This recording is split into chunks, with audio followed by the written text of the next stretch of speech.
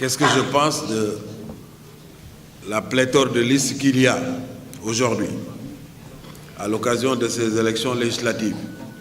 Est-ce que c'est un signe de bonne santé de notre démocratie ou bien c'est plutôt une hérésie et une anomalie qu'il faut corriger?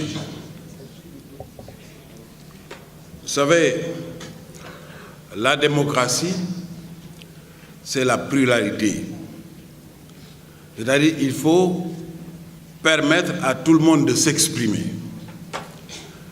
À l'époque, même dans les pays où il n'y avait pas de démocratie, où il y avait une standardisation de la pensée,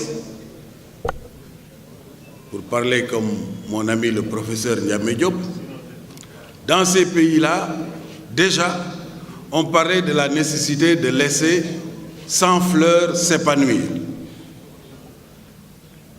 Vous voyez de quel pays je parle? Avec Mao Tse-tung. Alors, donc, si dans des pays où il n'y avait pas de démocratie, ou en tout cas au sens où nous la pratiquons actuellement, on avait senti la nécessité de laisser les idées s'entrechoquer, de laisser 100 fleurs s'épanouir, c'est l'époque de la révolution culturelle. C'est tout à fait normal qu'aujourd'hui, dans le monde moderne, dans la démocratie moderne, qu'on puisse avoir beaucoup de partis, qu'on puisse avoir beaucoup de listes, qu'on puisse avoir beaucoup de pôles d'expression. Ce n'est pas une mauvaise chose pour la démocratie. Mais bien entendu, tout excès est nuisible. Il est important également que je ne parlerai pas d'encadrement de la démocratie, mais d'organisation de la démocratie. Parce que si la démocratie n'est pas bien organisée, on ne va plus s'entendre. C'est-à-dire, c'est une cacophonie qu'on aura.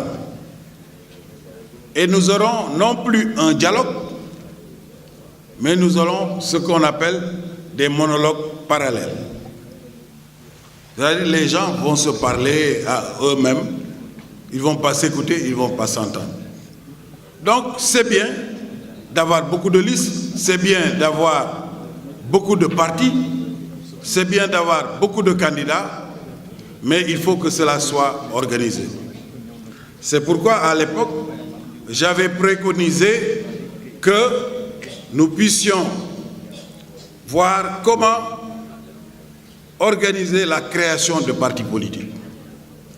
Pour qu'il y ait ce que j'avais appelé à l'époque une limitation démocratique des partis. Qu'est-ce que cela veut dire, la limitation démocratique des partis? Ça veut dire que tous ceux qui veulent créer des partis ou tous ceux qui veulent participer à des élections peuvent le faire, comme c'est le cas aujourd'hui. Nous avons 47 listes. Tout le monde participe. Mais après les élections, on en tire les conséquences.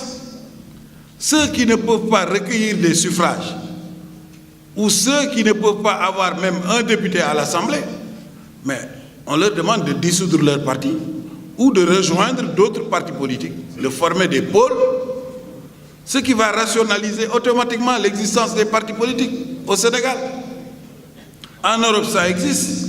Si vous allez en Grande-Bretagne, ça existe. Si vous allez dans d'autres pays anglo-saxons, les partis qui ne peuvent pas avoir un représentant à l'Assemblée sont automatiquement dissous et rejoignent les autres partis. Je pense qu'il faut qu'on réfléchisse, nos députés à l'Assemblée nationale, je leur demande d'ores et déjà de réfléchir sur des propositions de loi pour qu'ils puissent proposer une limitation démocratique des partis, à partir des suffrages. Comme ça, personne ne pourra dire que c'est le diktat du gouvernement ou bien c'est l'État qui impose cette limitation des partis politiques. Ça, c'est une voie qu'il faut explorer pour limiter encore une fois cette floraison de partis politiques et de listes